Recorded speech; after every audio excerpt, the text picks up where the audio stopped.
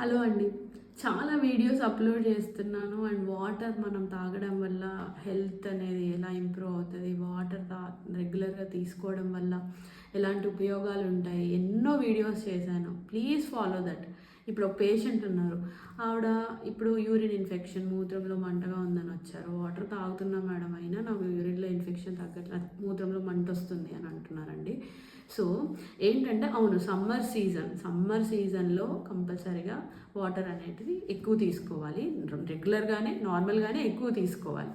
So ఏంటంటే రెగ్యులర్గా వాటర్తో పాటు పానీయాలు కూడా, ఇంకా ఏమైనా జ్యూసెస్ లాంటివి కానీ, లేదంటే మజ్జిగ తాగడం, జ్యూసెస్ చేసుకొని తాగడం, వాటర్ మెలన్ తీసుకోవడం, వాటర్ కంటెంట్ ఎక్కువ ఉన్న ఫ్రూట్స్ తీసుకోవడం వల్ల ఏంటంటే ఇలాంటి ప్రాబ్లమ్ని ఓవర్కమ్ చేయడానికి చాలా వరకు అవకాశం ఉంటుందన్నమాట.